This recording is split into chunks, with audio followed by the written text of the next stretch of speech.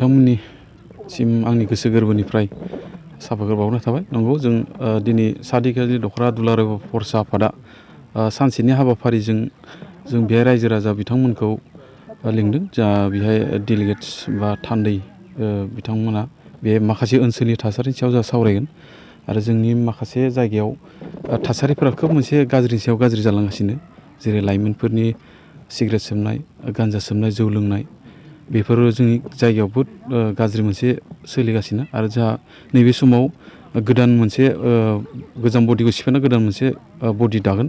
बे खोब मोनसे जोंनि फैबाय थानाय समाव बर' हारिनि आरो ओनसोलनि माखासे थासारिफोरखौ मावलांनो हानाय मोनसे मोजां मोनसे जोंनो केबिनेट आफाद नांगौ। दा बेहायनो गोदान आफादगिरि नेहाथारिफोर माखासे जोंनि ओनसोलनि मानगोनां रायजो राजा इन्टेलेक्सुवेलफोरा मोजां सावरायनो हागोन।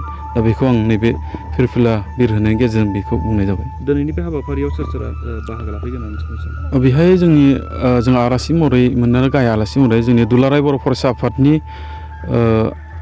लोगो आफादगिरि मानगोनां खोरोमदाव औवारि सार फैगोन आरो जोंहा दुलाराय बर' फरायसा आफादनिनो बोसोनगिरि मानगोनां खुंथां सरगियारि सारा फैगोन आरो लोगोसे दंबावो बेहाय जोंनि आनसलिकनिनो बिथाङा दुलाराय बर' फरायसा आफादनि सासे सुबुं फोनांजाब नेहाथारि मानगोनां अबिद नार्जारि साराबो बाहागो लागोन आरो जोंनि सनितपुर जिल्लानि गाहाय नेहाथारि मानगोनां एनस मोसाहारि बिथाङाबो बेहा बाहागो लागोन आरो जों मोनफ्रोमबो गामिनि 118टा गामिनिफ्राय मोनसे गामियाव जोङो आइजोखौ 7 आरो हौवाफोरखौ 7 बे मोनसे गामिनिफ्राय 10 जन खरि लिंनाय जादों। दिनैनि नैबे जानो गोनां हाबाफारियाव दासिमहालागै माबायदि थासारियाव दं होनना नोंथाङा बुंनो सानो?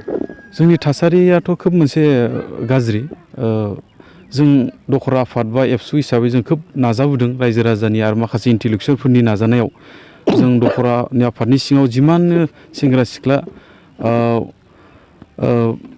गाज्रि हाबायाव थांनाय, जेरै जौ लोंनाय, माखासे गान्जा सोबनाया जोंनि गेजेराव बहुद मोनसे गाज्रि जादों। सिख्ला देलें देलें बिथांमोनाबो खोब मोनसे गाज्रि परिस्थितियाव फैदों आरो बिनि थाखायनो जों बेहाय मोनसे इन्टेलेक्सुवेल महरै जों सावरायगोन आरो बेहाय जों दिनै डिसिसन